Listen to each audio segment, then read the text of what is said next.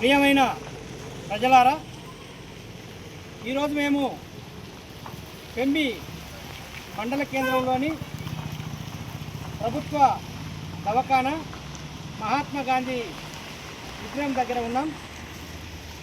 ఈ మహాత్మా గాంధీ విగ్రహం వెనకాల ఒక గ్రామ పంచాయతీ వర్కర్ గోదూరు మల్లేషు, అతని భార్య గతంలో ఆశా వర్కర్గా పనిచేసింది. ఈ గ్రామ పంచాయతీకి వార్డు సభ్యురాలుగా పనిచేసింది. అట్లాగే మొన్న రీసెంట్ జరిగినటువంటి సర్పంచ్ ఎన్నికల్లో పోటీ చేసింది. 250 ఓట్లు కూడా వచ్చాయి. 20 సంవత్సరాలుగా ఇక్కడ నివాసం ఉన్నది. ఈ 20 సంవత్సరాల నుంచి అడ్డుపడినటువంటి వీడీసీ వాళ్ళు 3 రోజుల క్రితం ఇక్కడ ఉన్నటువంటి ఇంటిని కూల్చేసి ఆ ఇంట్లో ఉన్నటువంటి సామాగ్రిని అంతా ఇక్కడ తీసుకొచ్చి బజార్లో వేయడం జరిగింది. దీనిని సిపిఎం పార్టీగా మేము తీవ్రంగా వ్యతిరేకిస్తున్నాం. వాళ్ళు 2014లో 2024లో కోర్టుకు కూడా వెళ్ళారు. కోర్టు నుంచి కూడా మాకు ఆర్డర్ వచ్చిందని చెప్తున్నారు. 2014లో ఆనాటి గ్రామ పంచాయతీ పాలకవర్గం అందరూ కూడా ఈ స్థలము మేము వీళ్ళకి ఇస్తున్నామని చెప్పి రాసిచ్చినటువంటి పేపర్స్ ఉన్నాయి.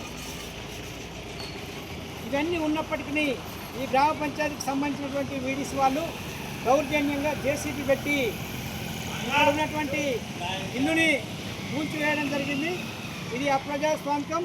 వీడీసీలు గ్రామాలలో ఏర్పాటు చేసుకొని ప్రధానంగా దళితులపైన పేదలపైన పెత్తందారుతనం చెలాయిస్తూ ఒకవైపు కోర్టుకు వెళ్ళామని చెప్పినా మాకు ఇంకో ఉండడానికి మేము ఎప్పుడైతే 20 ఏళ్ళ నుంచి ఉంటుంటే మమ్మల్ని బలవంతాన మీరు వెళ్ళగొడుతున్నది సరైనది కాదని చెప్తున్నా. కోర్టు ఆర్డర్ మాకేం పనిచేయదు, గ్రామ పంచాయతీ తీర్మానాలు మాకేం పనిచేయరు, మమ్మల్ని ఎవరేం చేయరని చెప్పి వాళ్ళని బూతులు తిడుతూ దళిత కులానికి సంబంధించినటువంటి వాళ్ళని కూడా కులం పేరుతో దూషిస్తూ వీళ్ళు నివాసం ఉంటున్నటువంటి ఇంటిని కూల్చివేయడాన్ని ప్రజలందరూ వ్యతిరేకించాలని, వెంటనే ఇక్కడే ఇల్లు నిర్మాణం చేసి వాళ్ళకి ఇందిరమ్మ ఇల్లును శాంక్షన్ చేసి నిర్మాణం చేసి ఇవ్వాలని చెప్పి సిపిఎం పార్టీగా ఈ ప్రభుత్వాన్ని డిమాండ్ చేస్తున్నాం. ఎవరైతే వీడీసీ వాళ్ళు అక్రమంగా కూల్చారో, ఎవరైతే కులం పేరుతో దూషించారో వాళ్ళ మీద అట్రాసిటీ కేసులు నమోదు చేయాలని చెప్పి ఈ ప్రభుత్వాన్ని కోరుతున్నాం. లేని ఎడల ప్రజలతో కలిసి ప్రజా ఉద్యమాలు నిర్వహించి వీళ్ళకి ఇల్లు వచ్చేంత వరకు కూడా సిపిఎం పార్టీ పోరాటం చేస్తుందని చెప్పి ఈ ప్రభుత్వాన్ని మేము హెచ్చరిస్తున్నాం.